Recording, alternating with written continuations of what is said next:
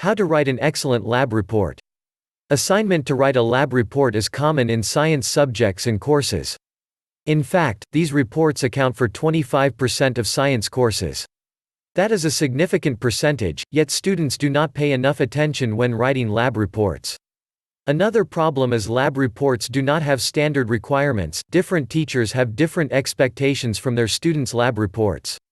That said, all lab reports serve the same purpose, which is to report the findings of the experiment and explain the importance of the findings. All lab reports have key elements such as data, list of materials, and the hypothesis. You will only write a good lab report after you understand all the essential elements you have to include. If you know the structure, you can write a lab report to match the requirements and expectations of your professor. 1. Requirements of a lab report. A lab report should clearly present data from the experiment. Show your understanding of the concept behind the data. Explain why and how any variances happened. Explain why the variances affected the experiment. Present your understanding of the concept the research was supposed to examine. The point is, it is not enough to understand the format of a lab report. You have to organize your ideas and thoughts carefully and coherently.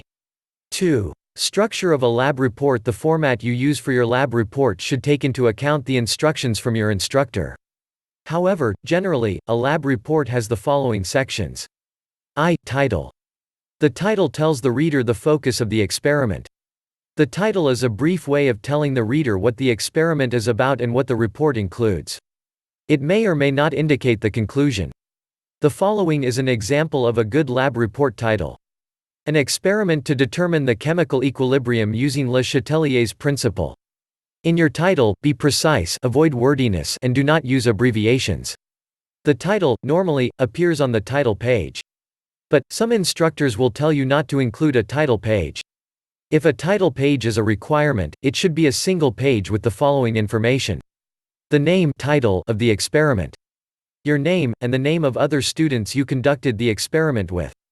The instructor's name. The date. Of course, the title page structure might be determined by the academic paper format specified. However, do not include a title page if it is not included in the instructions. 2. Abstract. An abstract is a summary of the report. The length of the abstract should be 10% of the whole report. Therefore, a 500-word lab report should have an abstract of about 50 words. Still, an abstract should not exceed 250 words or 1 page. The abstract should contain the results, your interpretation, and a brief explanation of the methods. From the abstract, your reader should be able to tell what the report is all about and if it is relevant to their own research. The abstract should be just 1 paragraph, therefore, it should not be detailed or contain too many technical terms. In simpler terms, an abstract is the short version of your lab report. 3. Introduction. The introduction of a lab report serves to inform the reader of the relevance of the experiment. Therefore, the first thing you do in your introduction is background information relating to the experiment. You are providing this background information so that the reader can understand the hypothesis. A hypothesis is an answer your experiment offers. An example of a hypothesis is: temperature affects the rate of diffusion. To have an easier time creating a hypothesis, ask yourself how the theory you are trying to prove connects to your experiment.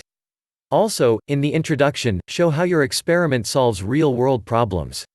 As much as you should include all relevant background information, do not get carried away and state the results of the experiment and the materials and methods used. IV. Materials and methods. In this section, list the materials used.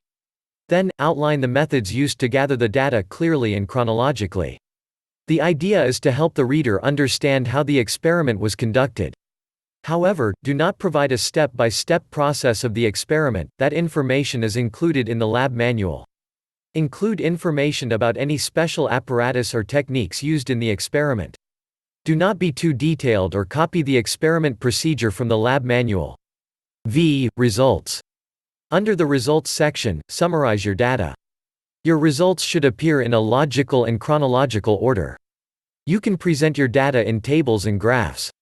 The important thing is to label everything correctly and clearly, making sure you indicate all the measuring units. There are two different kinds of data you should record: quantitative and qualitative. Quantitative data is observable and measurable in units such as grams, millimeters, and degrees. On the other hand, qualitative data is unmeasurable observable data. It includes things you observe with your senses, such as smell and color. Do not discuss if the results were what you expected or compare your results with those of other researchers. Discussion. The discussion is an essential section of the lab report as it demonstrates your ability to interpret the data and results of the experiment. You should discuss whether or not the results support your hypothesis. It is also in this section that you compare your work to those of other scientists. Were your results consistent with those of other scientists? However, do not discuss human errors. Therefore, do not report that you accidentally used the wrong chemical at some point in your experiment. 7. References. When providing background information in your introduction, or supporting your results in the discussion, you may have to cite works of other scientists or refer to your lab manual. All external sources should be properly cited, and these citations will be included under the References section. The academic referencing style specified will determine the format of the citations. Most instructors prefer APA and CSE for lab reports. However, do not assume, confirm with your professor the formatting style required. 8. Conclusion. In conclusion, write what you learned from the experiment. Discuss the lesson learned regardless of whether the results supported your hypothesis or not. The point is to demonstrate to the reader that the experiment was successful. So, instead of summarizing the results, explain the meaning of the results. Appendices. An appendix is a piece of information that does not have to be included in the lab report but could help a reader who wants to learn more about the experiment or the theory the experiment attempted to prove. Note that, if you include appendices, you should refer to them in the lab report. Things that can be included in the appendices section include photographs of the experiment, which may help the reader better understand the findings. Calculations that provide a better understanding of the methodology section.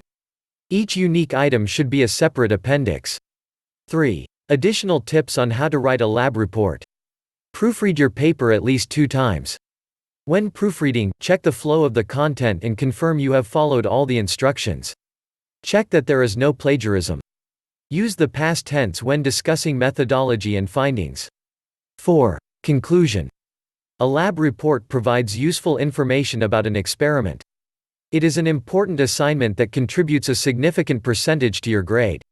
All you have to do to write a lab report excellently is to follow the format and tips discussed above and the instructions from your teacher. Get qualified writing help.